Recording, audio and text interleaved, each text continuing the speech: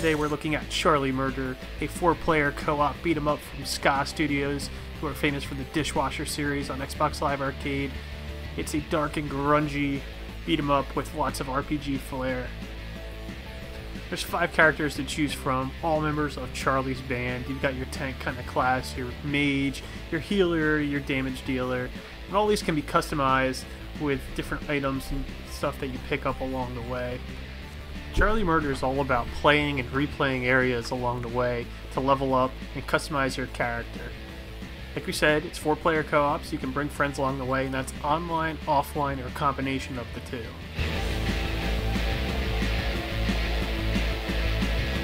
As you can see, combat is fast and it's fluid, and it's also pretty hectic. There's a lot of things going on, there's a lot of items that get dropped, and you can pick up and use most anything, whether it's guns or swords or even brains from fallen zombies.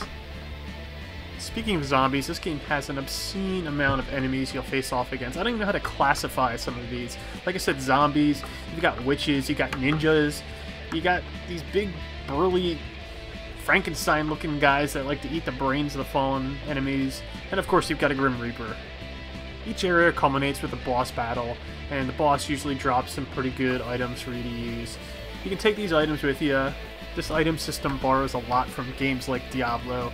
You'll find rarer items, items that give you buffs and bonuses, and all of them change the look of your character to make it yours. Leveling your character also plays a huge part in the game, and items will require you to be certain levels in each of the 5 attributes that you can upgrade. Of course, you don't have to find all the best items in the game. You can buy them in shops, and you can sell items that you don't need.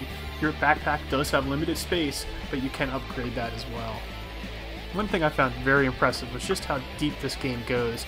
You can actually craft beers that'll buff your character, both temporarily and permanently. And you can experiment and mix and match different kinds of malts and brews and hops just to make the right potion for your guy. Another thing I really like about Charlie Murder is it does a good job of breaking up the monotony of what a beat-em-up can be, especially if it's too long. There's a lot of these little mini games and vertical sections and even like vehicle sections that keep you on your toes and mix things up. I mean, it's got sharks strapped with dynamite on it. How cool is that?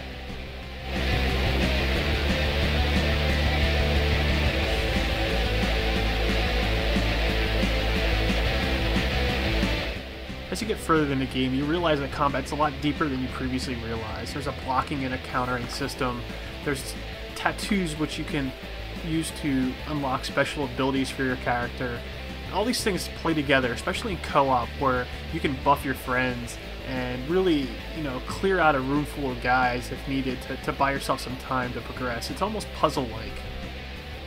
Overall, I had a lot of fun with Charlie Murder, and it easily places itself in the realm of the Scott Pilgrim game and Castle Crashers. It's a great beat-em-up with a ton of depth.